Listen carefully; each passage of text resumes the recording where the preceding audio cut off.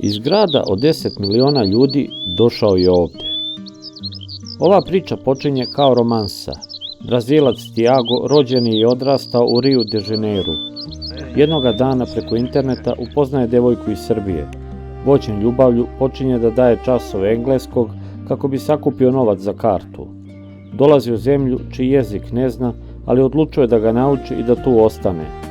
Danas sa suprugom i ćerkicom Vivijanom živi okružen šumom i žive život koji je nekada bio samo daleka ideja.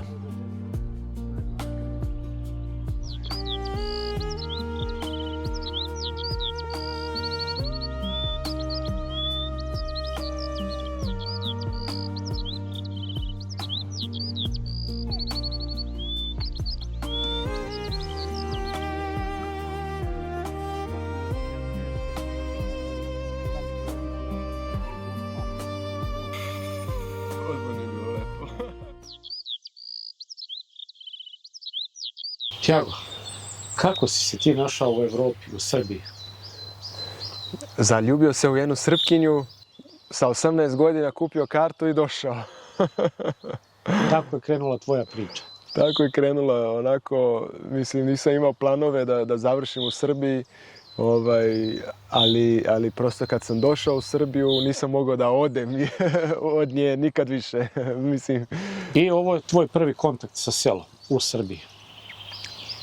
Pa prvi kontakt s tim da živim na selu, jer sam ranije obilazio sela, naravno, i upoznao mnogo ljudi i dobre domaćine svuda.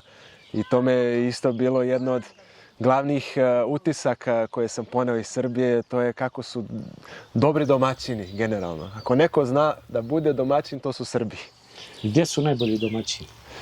Pa u selima generalno.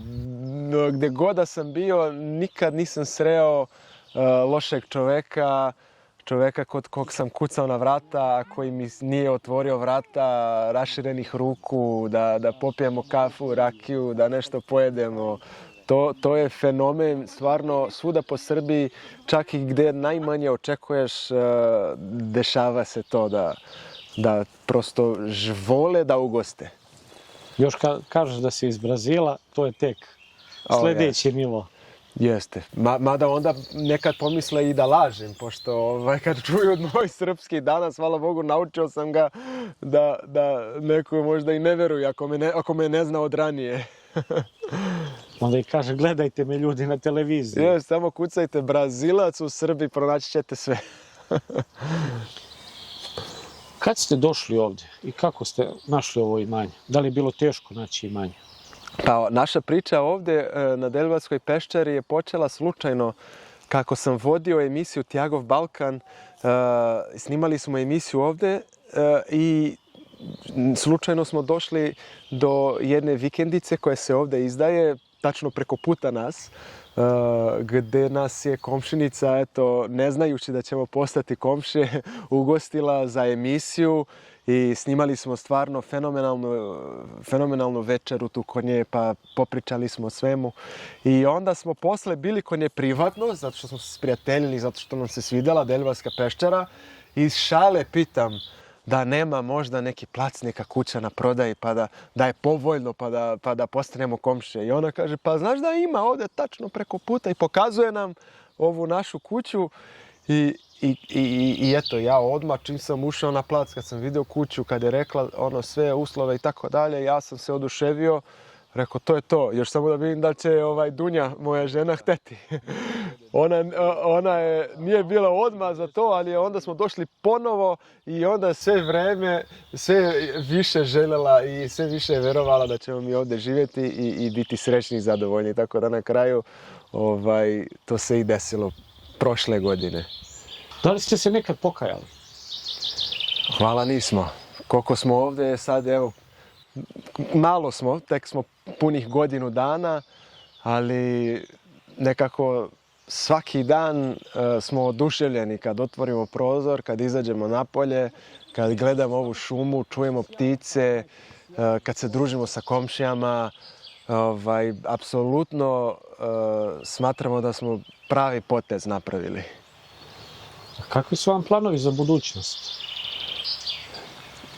Pa, eto, da ostanemo ovdje, da svi pitaju uvek, a gdje će dete u školu, kako ćete to, vidite, mi imamo na 15 minuta od nas je Bela crkva koja ima više škola, na 30-40 minuta je Vršac, Kovin je na manje od pola sata, a koliko ja znam, po mom iskustvu u Beogradu, ako mi treba sa Karaburme da odem do Novog Beograda, treba mi nekad više od sat vremena. Tako da uopšte nam nije strašno da vozimo 15-20 minuta do Bele crkve ili čak i 30-40 do Vršca ako zatreba.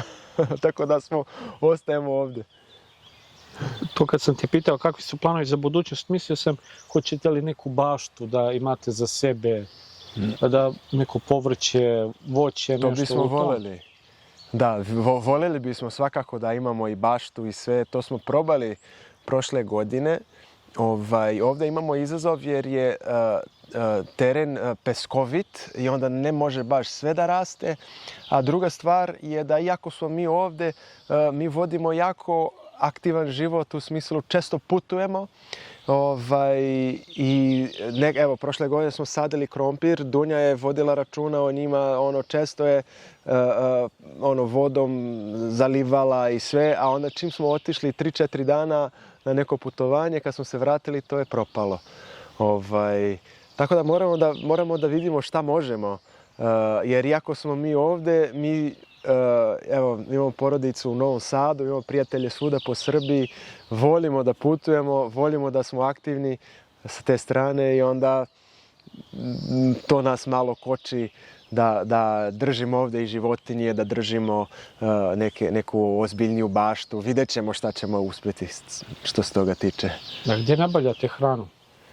Hranu nabavljamo uglavnom na pijaci u Beloj crkvi, idemo jednom nedeljno. Tu već znamo svakog koji prodaje voće, povrće i to je isto taj odlazak na pijace postaje događaj. Radujemo se da vidimo te ljude, da kupujemo od njih. Neke od njih smo privatno posjetili kod kuće. Pokazali su nam gdje drže koke, gdje sade povrće, odakle je hrana koju mi jedemo. I zapravo baš je dobar osjećaj znati da jedeš domaću hranu, da je to stvarno, ništa nije prskano, sve je preukusno. Eto, na primjer, sir nabavljamo od jednog para iz Stare Palanke, odnosno Banatske Palanke, koji živi nedaleko od nas, možemo i peške otići. Oni su blizu Dunava, imaju preko 100 ovaca, imaju krave,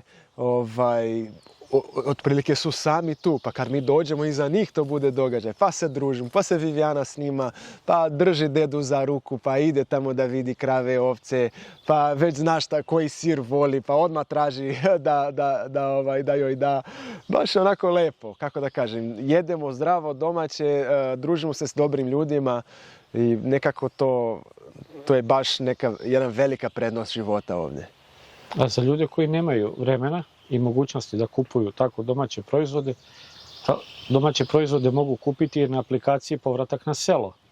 Znaš onog rođaka sa sela što uvek ima sve najbolje i domaće? Sad ga imaš u aplikaciji Povratak na selo. Ovdje se svi oglašavaju besplatno, mali proizvođači, nekretnine, poslovi, sve što vredi i sve što ljudi stvarno traže. Brzo, jasno, bez haosa i praznih priča. Aplikacija za Android i Apple, plus web verzija za one koji vole ozbiljan klik. Povratak na selo, kvalitet, poverenje i pravi ljudi. Sve na dlanu, jedan klik i znaš ko šta ima i kome šta treba. Kad ste rekli da ćete da idete iz grada, kako su reagovali vaši prijatelji, familija? Moja majka je mislila da nećemo izdržati ni 6 mjeseci. Tako da već smo više nego duplo toga. Dunjini roditelji mislim da su isto bili skeptični, ali znaju da smo mi posebni po tom pitanju, da smo alternativni neki ljudi. Ja imam sreću stvarno što 90% svog posla mogu da radim od kuće, mogu da radim preko interneta i to sam skontao najviše tokom korone, kad sam otprilike sve vreme radio online. I onda od tada nisam hteo se vratim u kancelariju i od tada se stvarno mi se smučio da eto, kako su godine još posle toga prolazile, kirije sve skuplje i skuplje i živimo u nekom stanu, živjeli smo u Novom Sadu, dobijamo dete, odjednom se osjećamo kao da smo u kavezu. Znači, dete hoće da trči napolje, mi hoćemo s njom da idemo, ali nekako, znaš, želimo da ugostimo ljude, a glupo ne ono malo stan, bez veze, nekako nemaš slobodu. Evo, koju imamo ovdje gdje možemo sedimo lepo u šumi, evo samo ovaj vazduh da dišemo svaki dan, to je već privilegija. Dođu nam ljudi, radujemo se sa Vivijanom, eto, šetamo svuda, trčimo, ona sama već zna sve ove šumske puteve, ona možda vas vodi gdje god dođete, ona zna neke putiće koji ni ljudi koji su ovdje duže od nas ne znaju, majke mi. Tako da, baš je velika promjena i iako su ljudi bili skeptični, ja mislim da danas već veruju da nećemo odavde otići. Danas imate i puno udomljenih pasa. Jeste. Hoćeš da kažeš nešto više o tome? Jeste, pa pazi, to je mislim, loša strana, ne loša strana ove šume, nego ovdje se vidi loša strana ljudi oko nas, gdje dođu ovdje, vide veliku šumu i umjesto da dođu da uživaju u njoj, oni vide ovo kao mjesto gdje mogu da napuste svoje pse koje više ne žele i to rade masovno. I non stop dođe neki novi pas. Imamo jednu komšinicu ovdje koja je čak osnovala udruženje da se bavi time i ona ima, ja mislim da ona drži skoro 20 pasa u svojoj kući, na svom imanju. Mi imamo ovdje sada jedno 6-7, zato što je došla jedna koja je bila trudna pa se ovdje porodila. Mi smo udomili koliko smo mogli da udomimo po Beloj crkvi i Beogradu.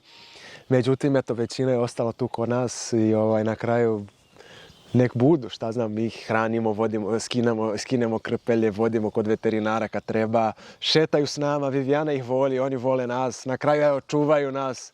Tako da, ja sam do pre dolaska ovdje bio alergičan na pse, a sada evo imam 6-7 pasa, zavisi od dana na dan, to se menja. Nekad oni odu kod komšije, ovi psi koji su ovdje jedu i kod nas, pa odu kod komšije, pa kod treće komšije, pa eto uživaju u šumi, slobodni su, imaju mjesta, tako da eto. Kod koga je bolja hrana, kod toga idu? Pa idu kod svakoga, bilo, ne gledaju na kvalitet. Kako su vam proticali prvi dani ovdje? Pa prvi dani, odlično pitanje, jer prvi dani su bili u martu 2025. godine. Ja sam čovjek iz Brazila, u mojoj zemlji je uvek toplo, evo mart ovdje, hladan mesec. Ja nisam znao vatru da ložim, znači ja nisam, da mi nije pokazao jedan čovjek kad smo bili jedan vikend na Zlataru u nekoj kući, kad nam je čovjek rekao, evo ovdje je drvo, ovdje je peć, ako hoćete ložite ako vam bude hladno. Ja ga gledam, on me gleda, vi ne znate da ložite, kažem, ne znam. Jao, pa čoveče. I tada nam pokazuje kako treba sa papirom, pa sa grančicama, I to sam jednom njega gledao, zapamtio i sve počeo da primjenjujem ovdje. I to ne samo jednom, nego svaki dan, više puta dnevno, kad je baš hladno. Tako da danas se smatram majstorom loženja i sečenja, spremanja drva, što je neobično za Brazilca, ali tako su izgledali prvi dani, navikavanje, evo loženje, pa sad, kako da znam, oko vode isto, pa mada mi imamo, hvala Bogu, bunar koji ima vode non stop, ali kažu komše, neko kaže sme da se pije, neko ne, pa onda nabavimo filter, neko oko košenja, morali smo da kosimo, bila je velika trava, moram nabavim prve alate, nikad nisam imao alate u životu, pa nabavljam trimer, pa nabavljam sekiru, testeru, pa sve ono što treba nešto, ono, i tako. Ne znam šta još bih mogao da dodam, ali i prvi... A? Pa da, to je odlično. Sad me podsjetila Dunja. I mi dođemo sveži ovdje u šumi, ne poznajemo nikoga, naravno, ono, novi, razumeš. Ali lepo nam je, lepo, znaš, ono, mi smo bili tih prvih nekoliko dana, samo što dišemo ovaj vazduh, mi ne možemo da verujemo. To je, i dan danas to tako traje, kad ustanemo ujutro. No, priča je takva da bili smo tu nekoliko dana i ono, nismo se ni raspakovali, kuća je bila u haosu, ono, brdo stvari, jer smo mi stigli iz Brazila, bili par dana u Novom Sadu kod Dunjinih i odmah došli ovdje. Znači, mi smo prešli iz Brazila gdje je bilo leto, plus 40 stepeni, direktno u kuću, u šumu, gdje nemamo nikoga i gdje su nam stvari, ono, brdo stvari, tek smo se uselili, razumete. I onda haos, i dođe jedno veče, bilo već, boga mi, pola 10 uveče, meni je to omiljena priča iz šume. Mi čujemo nešto na polju, neko kuca na vrata. U šumi u 10 uveče, ko ima da kuca? Ja otvaram vrata, vidim čoveka sa čelnom lampom. Bio je Zlatko, komšija tu koji živi ovdje blizu. Dobro večer, komše, evo donijeli smo vam vruć burek, sad mi je ispekla moja žena. Evo, da imate, da jedete, da ne budete gladni. Ja rekao, ma da, i da li je moguće da se ovo desilo? A mi pritom bili baš gladni, ceo dan nešto sređujemo, spremamo, ono, on dođe, čovjek po mraku sa čelnom lampom u 10 uveče, kuca nam na vrata, ne poznajemo se, donese vruć burek. Meni je to bio najukusniji burek u istoriji čovečanstva. Stvarno je čovjek legenda i pokazao nam zapravo kako biti dobar komšija. Eto, on je bio odličan primjer i njega i taj burek nikad neću zaboraviti. Prije nego što smo počeli da snimamo, rekao si da su i tvoji roditelji napustili grad i otišli su na selo. Jeste. Moji roditelji su specifični jer je moja majka iz malog grada sa 10.000 stanovnika prešla da studira i da radi u Rio de Janeiro, koji je grad gdje sam se ja rodio, grad sa skoro 10 miliona stanovnika. I moj otac iz Rio de Janeira uvek ga je vuklo selo. On je uvek voleo prirodu, uvek je voleo. I onda je sa mojom majkom, on ju je vratio nazad. Vratio ju je nazad, iako ona nije bila 100% za to.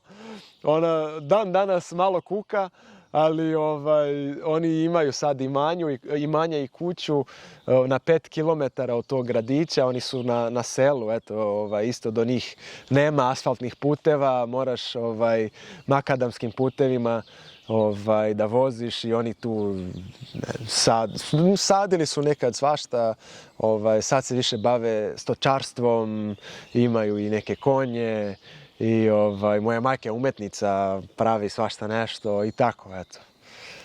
I imaju slobodne papagaje. Imaju slobodne, to da. I previše. Taj papagaj se kod nas, to je jedna vrsta koja je skroz zelena, zove se maritaka i poznati su po tome što kad pevaju mnogo su glasni i mnogo su dosadni. Baš su specifični i ima ih previše na tom području, a čini mi se u celom tom regionu Brazila, oni ne znaju šta više da rade. A ima i tukana, čega ima još? Pa ne znam, najviše volim kad vidim tukane jer su oni lepi, onda sa onim velikim kljunovima, baš su lepi. Da. Da li je u Brazilu isto kao kod nas na Balkanu trend da se sve više ljudi vraća na selo? Ja mislim da se to dešava i tamo. To sam počeo da primećujem stvarno. Ja sad čak i mogu pomislim kako neko misli da smo mi to uradili zato što je to sad kao popularno, međutim najiskrenije nije.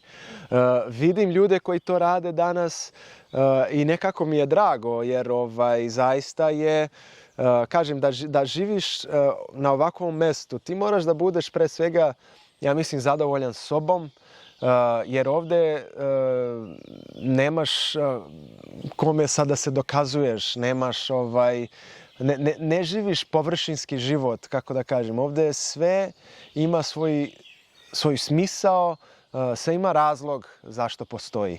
I ni mi nismo ovde bez razloga. Mi želimo da živimo u skladu sa prirodom i nekako kad vidim da i drugi ljudi, kad smo mi rekli nekim prijateljima, kad ljudi vide na Instagramu, internetu da smo mi napravili taj korak, dosta se njih javlja i kaže, pa i to je i moj san i mi bismo želeli, jer realno suština života je u jednostavnosti, ja mislim, je u gajanju dobrih odnosa sa ljudima i nema potrebe da sada jurimo ko zna koje pare, ko zna kakva kola, kakav direktorski posao negde.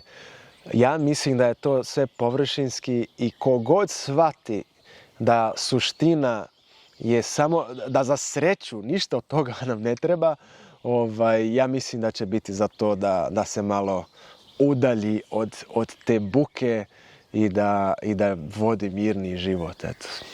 Imamo jedan život, treba da ga živimo onako kako želimo, a ne da živimo život kako drugi žele. Da. Ne bi li se dokazivali drugima. Da. Znači, treba živjeti život onako kako si ti zamislio i po nekim svojim pravilima.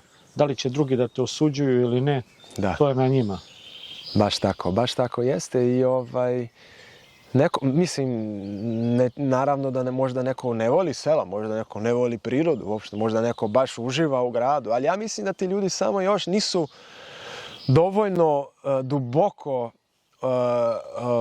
ušli u svoju suštinu. Oni su, još su na nekom površinskom nivou koje možda dođe kasnije da otkriju suštinu, možda ne dođe nikad do toga, ali ja mislim da se radi o tome da kad se čovjek ispituje, kad čovjek sebe bolje malo upoznaje i kad shvati šta je suština, nalazi odgovor uvek u prirodi, a ne tamo gde je beton, gde su zgrade i tako dalje. Da li, Tiago, imaš neku poruku za ljude koji žive u gradu? Želeli bi da odu negdje van grada, a još uvek nisu skupili dovoljno hrabrosti? Ako žele van grada, ako im je problem hrabrost, samo ne gledaju emisiju Povratak na selo što češće pa da skupljaju hrabrost. A nek slušaju svoje srce, šta srce kaže. I onda kada vam postane nepodnošljivo, znaćete šta da radite. Mislim, prosto nemaš gde da bežiš. A nemojte da se plašite cena, ima jeftinih placeva, kuća, samo treba da se traži. Evo sad Deliblatska peščara. Ovo je mesto koje nije mnogo popularno u Srbiji, iako je prelepo. Mi smo ovdje došli, imamo komšije koji su ranije od nas stigli ovdje, kupili kuće i place za džabe, maltene. Mi smo malo kasnije, ali opet je bilo povoljno. Tražite malo negde neka mesta, pitajte ljudi, raspitajte se. Uvek ima da se nađe. Nemojte da gledate samo Zlatibor, Taru, Fruška Gora, dajte nešto. Uvek ima mogućnosti. I eto, mislim, napravite taj potez za početak, ako ne znate kako ćete se snalaziti, provedete vikend negde, pa onda nedelju dana negde na selu, pa onda mjesec dana. Ako vam se posle toga, ako vam se i dalje bude vraćalo na selo, to je to. Znači, tako je bilo sa mnom i sa Dunjom. Mi smo bili u gradu, a iskoristili svaki mogući slobodan trenutak da pobegnemo u prirodu negde. I onda smo shvatili, pa čoveče, što onda radimo u gradu, živimo u gradu, jedva čekamo da odemo negde, mnogo bolje da obrnemo. Živimo u prirodi, kad nam malo zatreba, odemo u grad. I mnogo nam je lepše tako, zato što nama je potreba za prirodom mnogo veća nego što je za grad. I onda mi odemo dan, dva u grad, nekad dosta, vraćamo se u ovaj mir i uživamo ponovo. Dođu naši prijatelji kod nas, kažu, pa vi kao da ste stalno na odmoru. pazi, mi radimo ovdje, ja imam svoj posao, radim, evo, non stop ima da se sređuje i bašta i drva da se seku, evo, koliko brdo drva ima tamo za sečenje, za slaganje, uvek ima šta da se radi, ali sve se to radi sa zadovoljstvom. Jer opet kažem, mi smo ljudi koji cenimo ovo što ima ovdje i smatramo se privilegovanim što možemo svaki dan da dišemo ovaj vazduh, da jedemo domaću hranu od lokalnih proizvođača i da prosto, eto, budemo ovdje i u skladu sa prirodom koliko možemo. Eto. Koja su najčešća pitanja što ti ljudi pišu kad ti se jave? Pa vidi, ja mislim da njima generalno čak više, ne znam šta uopšte bih rekao, majke ti. Koje je najčešće pitanje? Šta ti misliš? Da ti nedostaje grad, meni je to ono. Jel da? Nedostaje grad. Pa da, da, ne, kao, znaš, ono kad pitaju, a vam nije dosadno? Ja mislim da je to broj 1. Pa da, znači broj 1 pitanje koje dobijemo, vam nije dosadno? Mi gledamo kao, ne razumem pitanje, kao što bi bilo dosadno, znaš, ono. Ja mislim da većini ljudi koji žive u gradu, njima je potreban uvek neki sadržaj, uvek nešto, bioskop, pozorište, radnje, tržni centri, izlasci, kafići, ali dobro, mislim, kad živimo ovdje, nama ništa to ne treba, ništa nam to ne fali, ne nedostaje nam, apsolutno, ja ne znam čak ni kako da odgovorim na ta pitanja, ne, nije nam dosadno, ni malo i ne razumem pitanje. Ako nekada se pije kafa, ajde, otičemo, ajde, u taj neki skup kafić negdje u Knez Mihajlovo, nije problem, odemo mi nekad, razumeš, ono, u neki restoran, ajde, ali nije da nam to treba stalno. Nama stalno treba uvek to što imamo ovdje. Svež vazduh, domaća hrana, mogućnost da šetamo po prirodi sa ćerkom koja uživa u tome, da istražuje šumu, idemo do Dunava koja je blizu nas, idemo kad zatreba igralište u Beloj crkvi koja je ovdje blizu, ali najviše volimo naše igralište je ovo. Znači šuma, reka, životinje i to je to. Nema. Nama je ovo beskrajno zabavno, beskrajno zanimljivo i kad baš zatreba, ajde kad baš želimo taj neki kapućino iz grada, odemo mi tamo da popijemo, nije nikakav problem.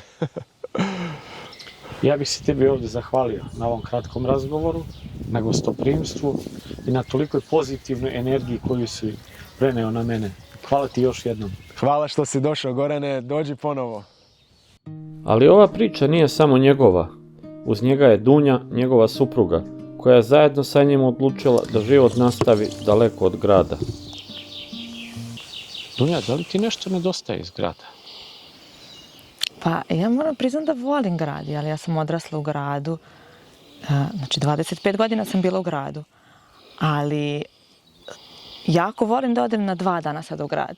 I mi stalno spomenjamo kako se ljudi lako naviknu na nešto dobro. Mi smo se tako brzo i lako navikli na ovaj mir. Mislim, Tiago koji je došao iz Rio de Janeira, posle žive u Beogradu, ja iz Novog Sada.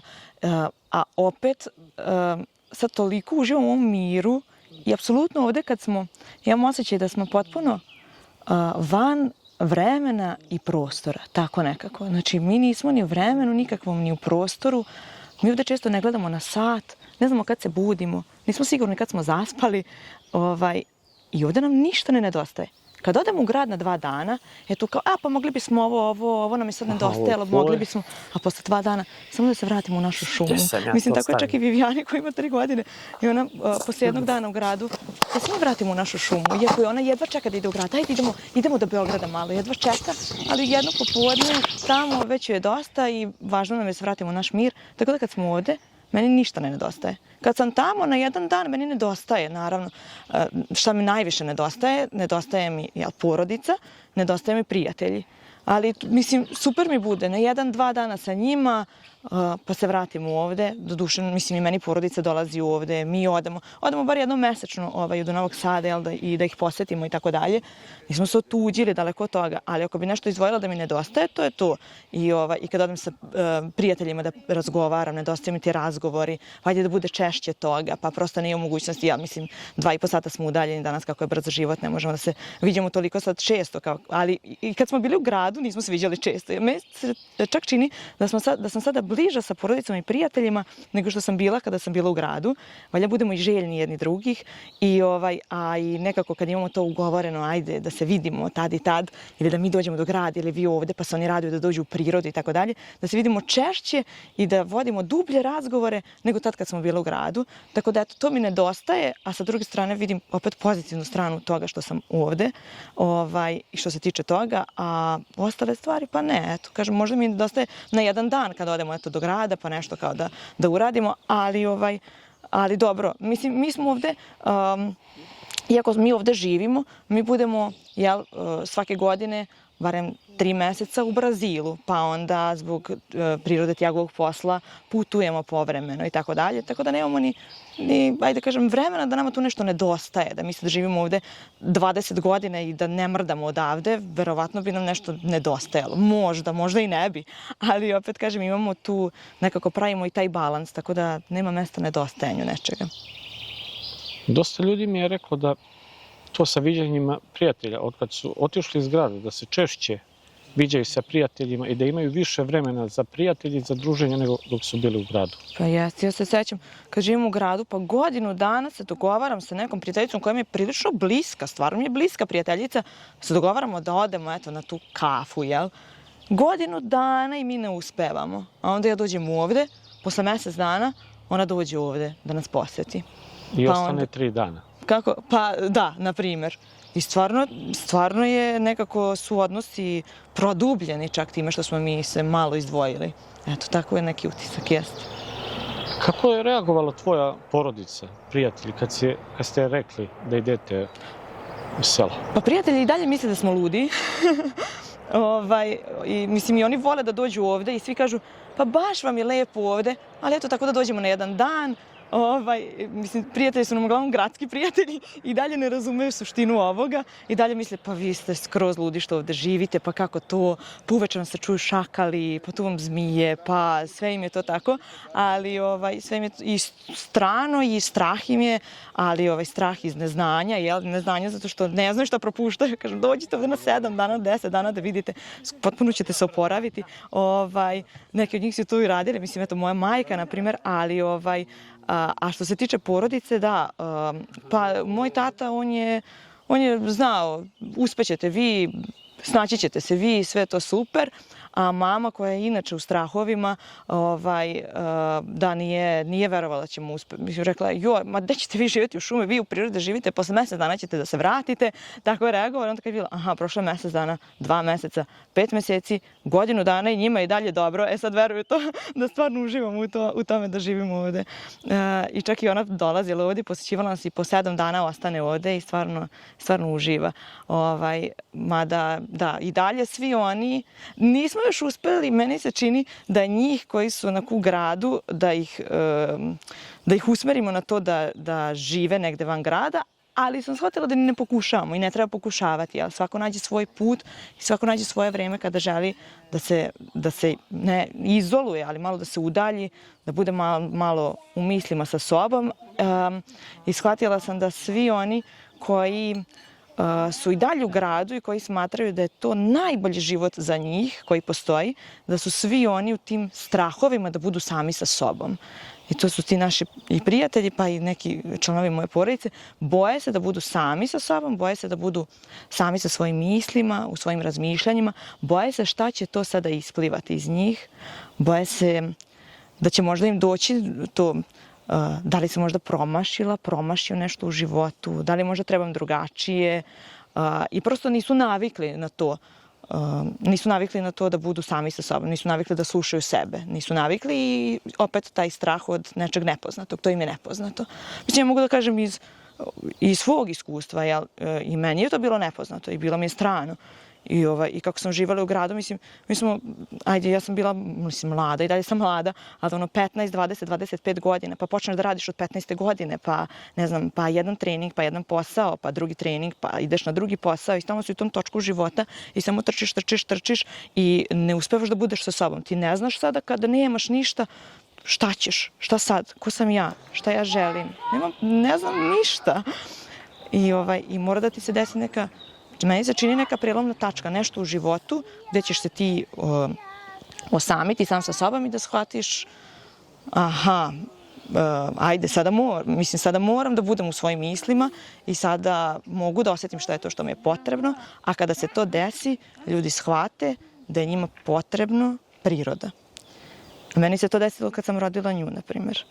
Jer sve to što sam imala, odjednom sam shvatila, ne moram ništa to da imam. Ja sad samo imam, mislim, ja nju, usmerena sam na nju i usmerena sam na sebe. Odjednom ne idem na posao, ne idem na trening, ne moram da se viđam sa prijateljima, jel, rodila sam dete, ne idem nigde, tu sam i tako mi je lepo. I tako odjednom mi se ideje rađaju. Zašto se ne bih sada bavila onim što sam želela da se bavim kad sam imala 10 godina? Zašto sada ne bi ponovo slikala i pisala? Pa sad imam vremena. Sad ona spava, ja pišem. Kako je to lepo. I onda smo i počeli da razgovaramo o tome da uopšte živimo u prirodi. Malo pre smo pričali o tome kako su se neki ljudi rasplakali. Bože, zašto su neki ljudi rasplakali? Ali eto, mislim, hoću da kažem, čovek shvati da mu je potrebna priroda i da mi nismo stvoreni za to, ne samo priroda, da nam je potrebno da budemo sami sa sobom. Ja nisam imala vremena da budem sama sa sobom, nisam znala ko sam, šta sam. I sad shvatam da sam niko i to mi je super, nisam niko i ništa i super mi je, mislim, baš mi je lepo. I svi smo jedno, svi smo zajedno. I to je suština, to me je lepota. Mislim, sad se prebacujem na neku drugu temu, ali hoću da kažem, čak i ove ograde, sećam se, mi smo došli ovde u prirodu, ja gledam kako bi ja ogradu sad stavila između svog dvorišta i komšinog dvorišta, ovakvu ogradu ili onakvu ogradu. Pa da stavimo nešto baš i bez veze, ovako da bude kao tu neka žičana ograda, da nas komšije gledaju, mi njih, jel? I onda shvatiš, ma kakva ograda? Ma ništa mi ne treba, ću sad pitam moje komšije da sklone ovu žičanu ogradu. Nek sve bude jedno, kako da kažem. Svi smo jedno, svi smo zajedno. I nekako i ti shvatiš da si deo drugih i da su drugi deo tebe i da si ti deo prirode i da je priroda deo tebe. Ma ti ni za što od toga nemaš vremena kad si u gradu. Nemaš vremena da razmišljaš o tome. Ne samo ko si i šta si, nego ko su i ljudi oko tebe i šta je u stvari priroda i koliko nam je potrebna i da nismo stvoreni za to da slušamo i neke negativne stvari iz cijelog sveta. Mi smo ovde, ja ovde ne gledam telefon nekad po 3 dana. Dobro, mislim, imam i ja neki svoj posao koji razvijam, pa zbog toga moram da uzmem nekad telefon pa nešto da uradim, ali nije to da ono što želim, jel? I trudim se da bežim od toga. I onda se desi nekada po ceo dan, mi ne znamo koliko je sad, ne znamo kad se budimo, ne znamo kad spavamo. Pita nas komšija pre neki dan kad se vi budite. Nemam pojma. Mislim, ovdje je tako mir, tišina, ptičice se čuju, mi zatvorimo ove šalone, no mrak je, mi ne znam da smo se probudili u 7:30, 7:30 i 9:30. I ne zanima nas na kraju krajeva. I u tome je lepota. Mislim, sve, eto, na kraju mislim da sam obuhvatila sve ono što mi je lepo u ovom životu. Ta sloboda svega. Sloboda da, i ono što smo pričali, da radiš šta god želiš, a da ne ugrožavaš nikoga. To što ja slušam sebe, ovde svoje misli, svoje ideje, snove, to što sam sa svojom porodicom, sa svojim detetom, ne ugrožavam nikoga time. I to što se budim kad hoću, ne ugrožavam nikoga time. I onda je to suština. Živimo život, nekako je to sad osjetim, živimo život. I koliko god sam u gradu mislila da živim, i stvarno sam kao živela 24/7, od jutra do mraka, pa stalno nešto, shvatiš da to ništa nije bio život. Koliko je često pitanje, plašiš li se mraka tamo? Pa pitaju ljudi, da, plašiš li se mraka, plašiš li se životinja, i moram da priznam da ja, mislim, mraka kao mraka, u suštini ne, ali toga da noću izlaze životinje. I opet je to neka nepoznanica, jer mi još uvek upoznajemo način na koji žive životinje oko nas. I sećam se kad smo tek došli, mrak mi je bio jako strašan.